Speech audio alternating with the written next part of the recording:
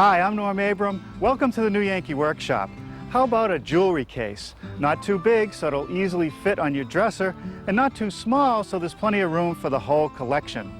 We found one at our favorite antique shop. I'll take you there, and then we'll come back and build our version of the jewelry case. That's next, right here on the new Yankee Workshop. The new Yankee Workshop features the craftsmanship of Norm Abram. Finally I get into the basement of European country antiques. Now you got to know Ed pretty well before you get down here. Boy, you got this place really packed in. Yeah.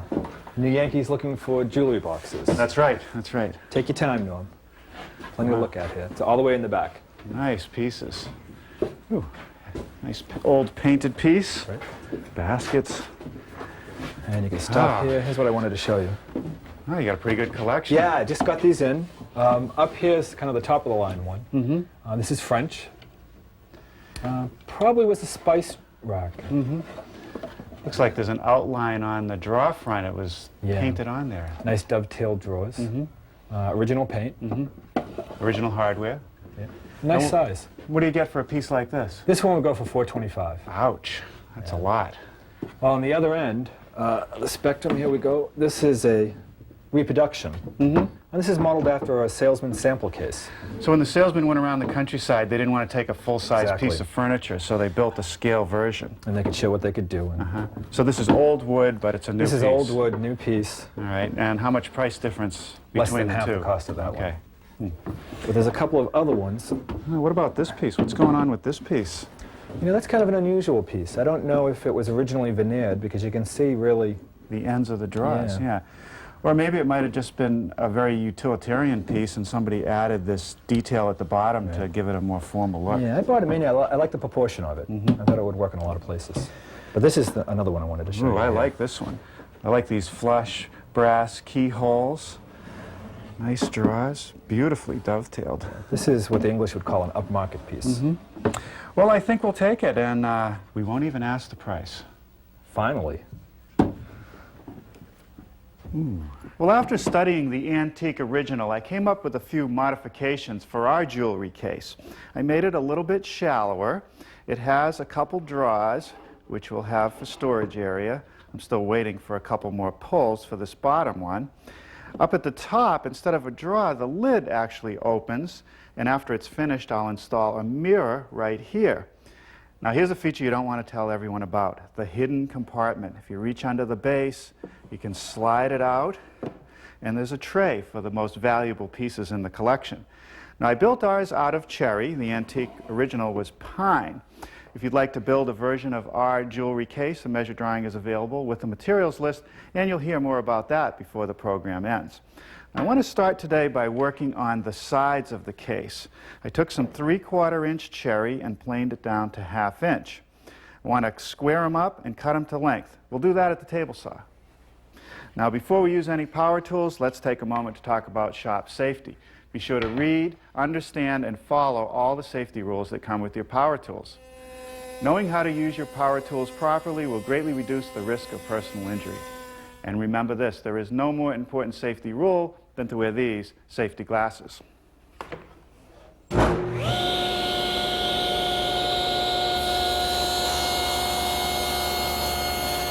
I've laid out for some dados on the side pieces. That's where the fixed shelves will go between the drawers. I've set up a 1/2 inch straight cutting bit and set the fence far enough away to make this first dado.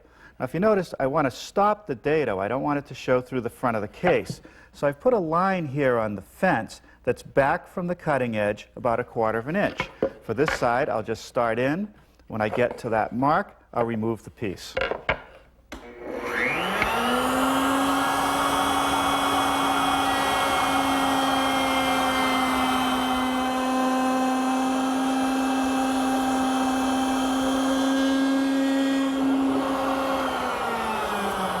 Okay, that takes care of one side.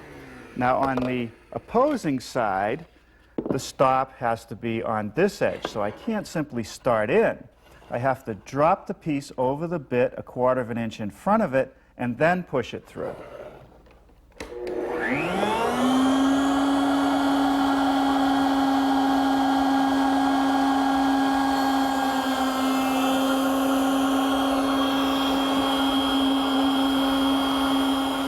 Now I'm going to move the fence over to do this dado along the bottom edge.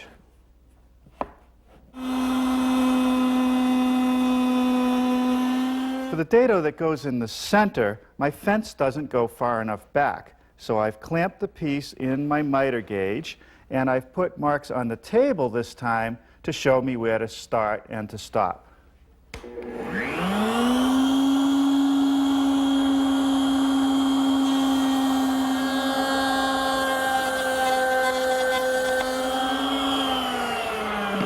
By using the same bit, splitting my fence so part of the bit goes under it, I formed a rabbet for the plywood back.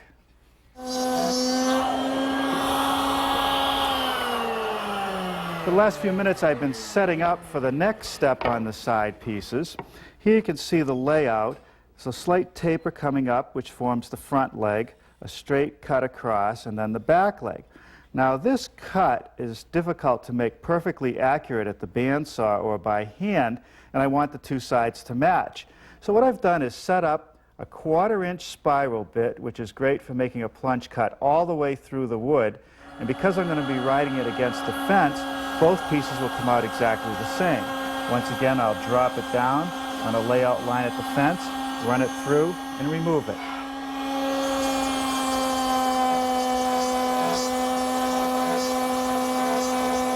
Now for the flare of the legs, I will have to use my bandsaw. The next thing to do is to work on the shelves. And I've taken a scrap and made a sample notch that has to fit into that dado so that the shelf comes flush to the front edge.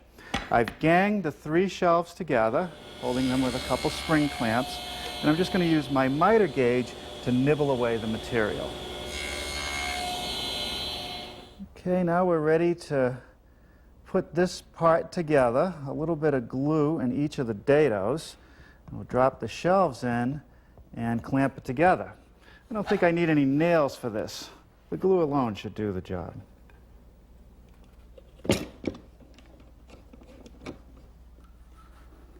Here I'm marking a piece of 1/2-inch cherry that goes at the back of our jewelry case.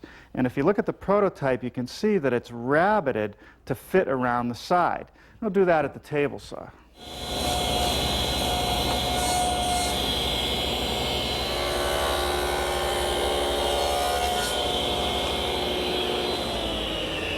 Now that's the first of 2 cuts for a wide rabbet where the backing plywood will go.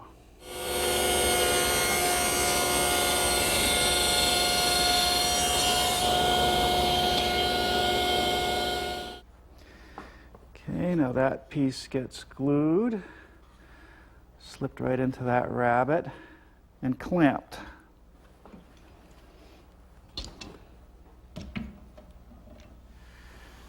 Now I'm ready to start working on this base. And each piece has a little bit of a cove at the top edge. That's next.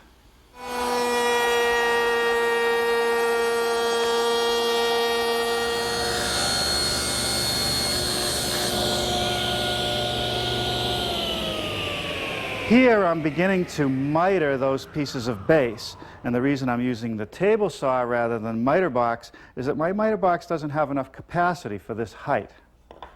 Okay, now that's the fit that I'm looking for. These corners will be reinforced with a biscuit, but before I do that, I want to make these decorative cutouts.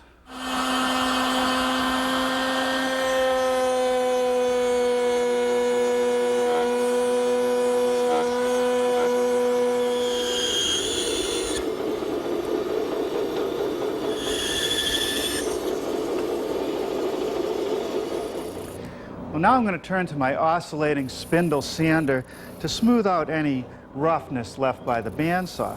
There's a whole series of different spindles that I can put in, and what I try to do is match it closest to the diameter that I'm working with. Now using a piece of self-adhering sandpaper on a little block of wood, I can get into the little corners that the drum doesn't hit. The base trim and the tray ride on a little wooden strip. I need a dado in the trim for that. Here I've set up my dado a little wider than 1/4 of an inch, and I'll run the pieces through. Well, here's my plate joiner. It doesn't quite look right because I've flipped it upside down and clamped it to my workbench. I've tipped the fence to 45 degrees so that the miter cut on the base fits snugly against the cutting edge. Now I can make slots for number 0 biscuits.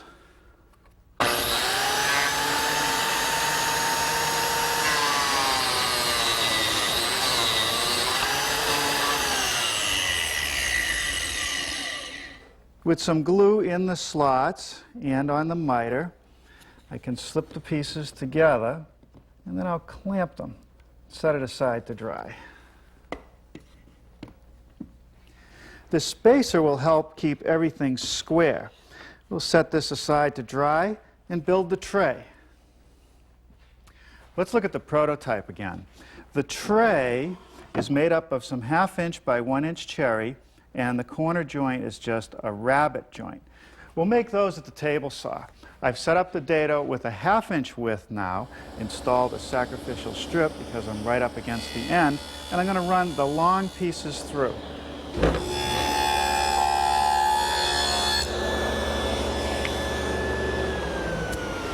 That little rabbet, which is in the bottom edge of the pieces, will receive the plywood so that it's flush. Okay, a little glue on those rabbet joints at the corner, and I'll attach it with a 5/8 inch brad. Now you notice that I've held the brad quite a distance in from the edge because I have to leave room for the groove, which is going to go in here later.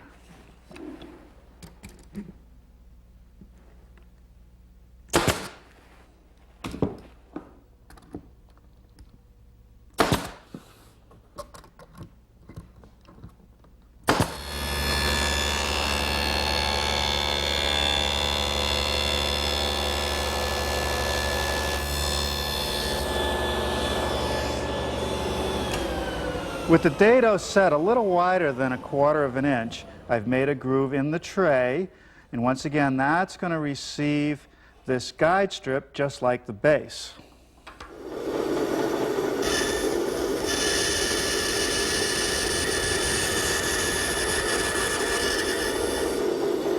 The strips that the tray and the base ride on need a notch at each end. To lock them in place, a dab of glue in the middle of that cutout in the side, and I'll lock it in place with a couple brads.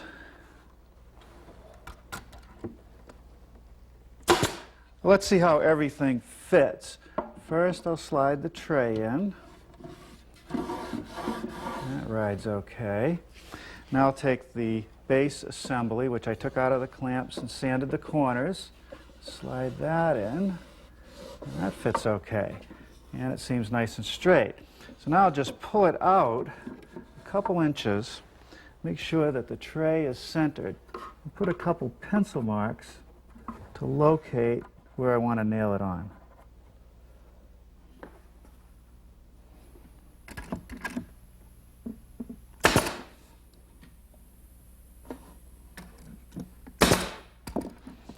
Let's take a look at the prototype again.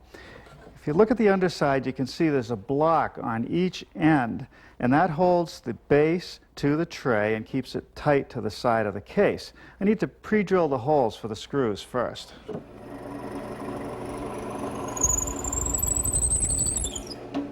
Now I'm making a small countersink for the head of the screw in each block.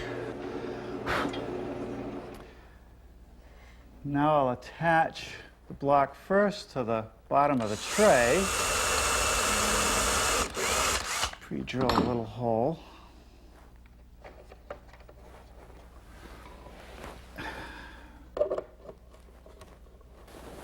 I'm using a hand screwdriver here because I don't want to risk splitting the tray. Now one into the base. Okay, that works pretty well. A little bit of lube on those slides and it'll work a little more easily. The next thing I want to do is install this top piece right here. It's meant to give the illusion of a draw. So I cut it a little bit narrower to leave a space at the bottom.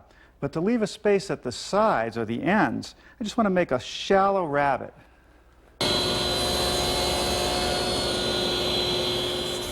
Okay, a little sanding just to round over the edges all the way around. Let's see how that's going to look. Now if I hold it up off the bottom just a little bit, there'll be a space at the top, and that curve gives me the space on the ends. Now I'll just glue it in place.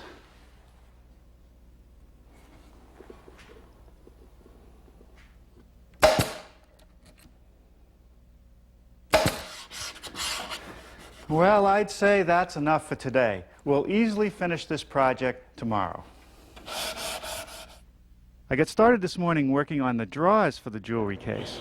The first step is to make a groove in all the side pieces for the 1/4-inch plywood bottom.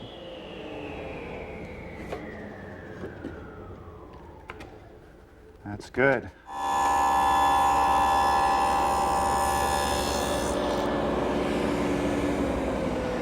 Now I've installed my dado cutter and set it up for 3/8 of an inch thickness, which is the thickness of the back, plowed out a dado to receive the back of the drawer. Now I'm ready to make some half-blind dovetails to join the drawer sides to the drawer fronts. So I've brought out my dovetailing jig. This jig has adjustable fingers, so I can get just about any kind of dovetail layout that I want. I also take advantage of the fact that I can use both ends of the jig. On this end, I've set up the wide drawer, and over on the other end, I've set up the narrow drawer. I always put the piece with the inside facing out, and I like to install this sacrificial strip, and that prevents any tear out as I machine the dovetails. The other key to the jig is this collar that's on the router and the bit itself. The collar rides around these fingers, forming perfect dovetails every time. Now let's get ready to cut the pins in the drawer fronts. So first I remove the side pieces. Now I'm going to put in this piece of 1/2-inch plywood, slip it up so that it just catches the bottom edge of the sacrificial strip, and tighten that in place. Now I remove the strip. Now I can install the drawer fronts at the top of the jig, the inside facing up, the wide one on this side, the narrow one on the other end. Now I'll flip the guide fingers over and set the scale to the thickness of the side pieces, which is 3/8 of an inch. Now I drop the jig down tightly on top of the drawer fronts, and I'm ready to route the pins.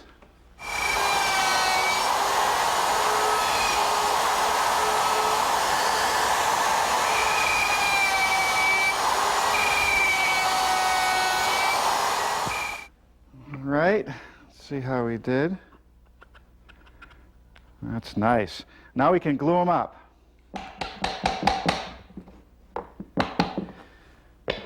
Not only is that a strong joint, but it's also beautiful. Okay, the back is next. Fits into those dados and secured with a few brads.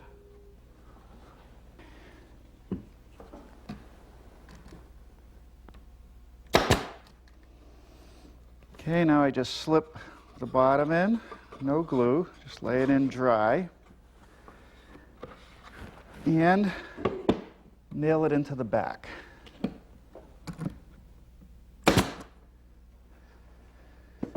When I slide the completed drawer into the case, you can see that it's tight where it meets the shelf. In order to get a gap along the bottom edge, just like I have at this top, I'm going to make a shallow rabbet. You can see that I've slid the fence over so that the saw blade will take just a little bit off the front edge, yet it allows the drawer to still ride on the rest of the side.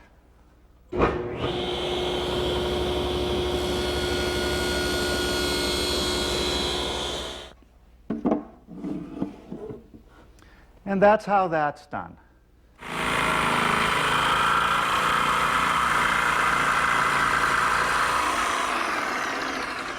Now, one more thing I want to do before I put the lid on is to make a little cutout at the back here so that if it's sitting on a high dresser, I won't see it. The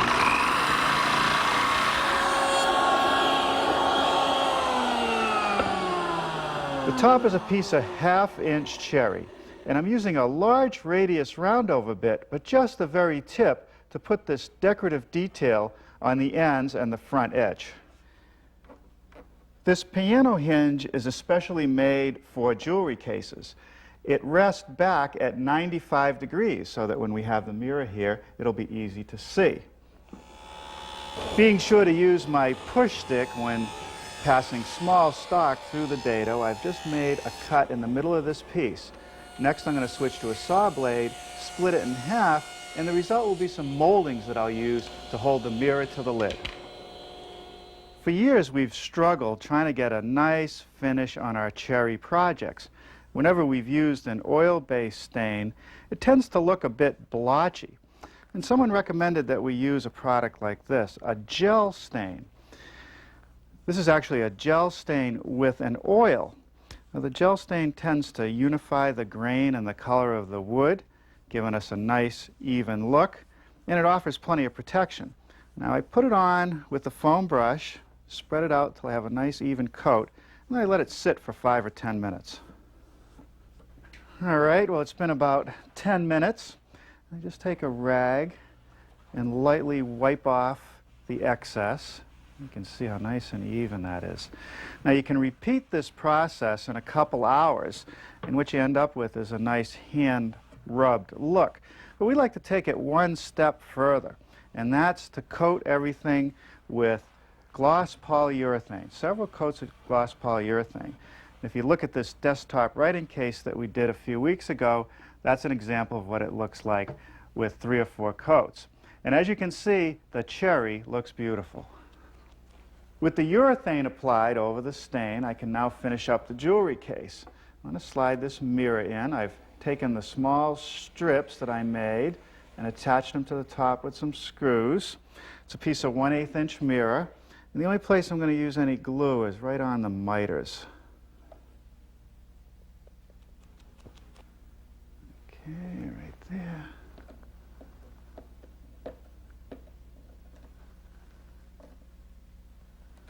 Okay, that does that. All right, now to really finish this off, let's line the drawers with felt. Here you start to see the effect of the felt lining. It gives a nice soft interior to the compartment. Now I picked this material up from my woodworking supplier.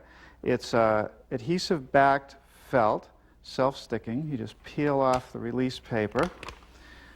After you cut it to size, just very carefully set it in place and press it down. Well, here it is with all the felt installed and the knobs. It was a fun project and fairly inexpensive, but filling it, that's going to be another matter.